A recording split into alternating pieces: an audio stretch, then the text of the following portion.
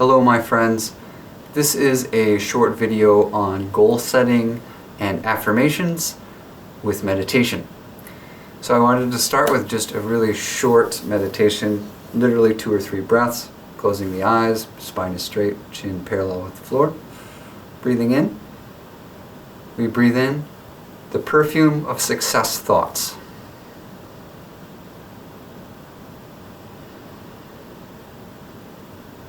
Inhaling a sense of success, feeling that very deeply. And one more breath. Success.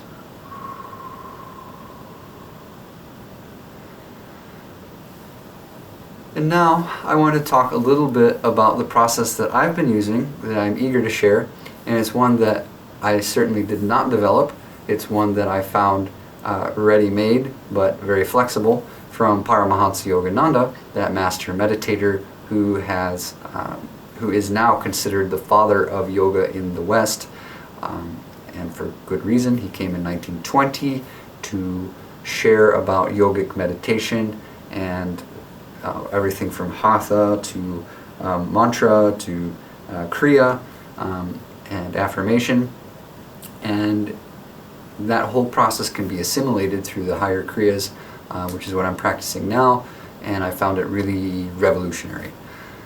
Not only very healing and empowering, but also stabilizing and grounding, so that you can begin to be part of a greater community with, I would say, just a really wonderful sense of friendship.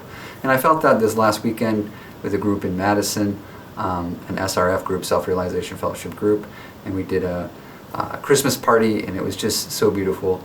I think I might put up a couple pictures of that later. They asked me to play guitar and sing some Christmas carols, and I was really delighted to be able to provide that. So now I wanted to do a simple affirmation. We did a very brief meditation. Now let's take a look at an affirmation that we can use that I think this one is very powerful, but it's also very simple, and it goes like this. Thou art perfect, thou art I, thou art I. Thou art my brain, it is shining, it is whole, it is whole, it is whole, it is whole. This one was also penned by Paramahansa Yogananda, and it is really effective. It's part of a much longer affirmation, but this short section we can really focus in on and begin to realize when we say thou art perfect, we're speaking to the higher self. We're speaking to pure spirit, which is where we belong and what we're called back to in the end, even in the individuated and physical form. So as we go very deep, we begin to find not only the mind spiritualized, and certainly the soul, but also the body. So I think we see this with Wim Hof and some of the other meditation practitioners that are getting more and more advanced, and they begin to be able to condition the body for extreme cold, extreme heat.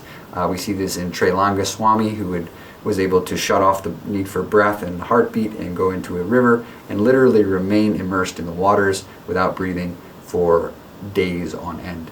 So we see these accomplishments of the yogis as ultimately related to supernatural phenomena, and those types of phenomena that can bring not only ultimate success but ultimate joy as we realize our true identity individuated in spirit.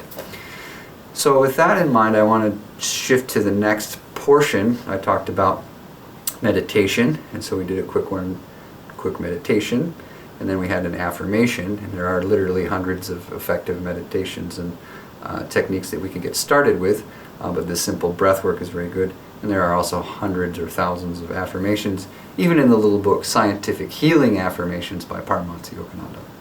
And now let's take a look at this process of goal setting. Goal setting.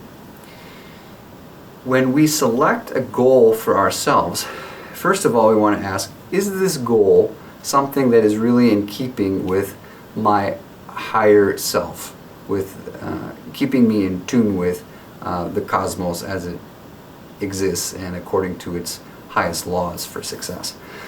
So if we want, for example, to find success in taking on some kind of duty in life, where we are becoming perhaps a more responsible personality. We want to become more responsible. Then we can set ourselves a goal of getting up earlier. We can set ourselves a goal of doing some kind of physical exercise during that day. We can set ourselves a goal of meditating in the morning and meditating in the evening, or at least once a day to begin. So if we have these specific goals, we begin to see, how will I accomplish this goal? And we break it down. We break our big goal down into bite-sized pieces, and we make a list. This is how I do it. This is how I think a lot of other people do it. And once we have that list, we're able to begin to pick away. We like the sculptors of old, were able to make a pile of chips every day, very carefully hammering on our sculpture, so that we can make that marble speak. Like we have that wonderful anecdote from the life of Michelangelo Buonarroti, who was finishing a sculpture of Moses, and another friend came in and heard Michelangelo say, as he tapped Moses on the knee, "Speak." So as we really learn to go deeper into this practice of meditation, of self-reflection and transformation, especially in the new year now, we can set those goals that are specific to us and to our audience, beginning to find the appropriate level of challenge, so that we can connect with those higher states of consciousness, even unto Christ consciousness, Krishna consciousness, cosmic consciousness. But first, with a little taste in the beginning here of super consciousness. As we concentrate very, very deeply, as we recite these affirmations, as we practice even a little bit of breath work and meditation, we begin to feel something in us that can really be called super consciousness. It might not happen in the beginning, but if we really persevere, we'll get a taste of it. And once we do, we will be convinced of the value of daily meditation and of setting goals for ourselves and using these affirmations to achieve positive and beautiful and ultimately enlightening goals. Namaste. If you have enjoyed this video, please hit like and go ahead and subscribe. Then, if you have subscribed, write in the dialog box below, "I have subscribed," and if you have a question, let me know. I'll do my best to answer that question, and that way I'll be able to build this channel and continue to grow with you. Also, I have another channel, another page that is at 37 million views now, n1m.com/Mario Caputo, and I'm on Facebook and a couple other places. So let me know what you are interested in terms of meditation and so on, and I'll do my best to get back to you with some advantages, some insights that will help us grow together. Namaste. Oh, and one last thing. This particular hat I'm wearing is my marathon hat. I had set myself a goal some years ago to run a marathon, and I was able to accomplish that while I was living as a monk, actually. I did that. So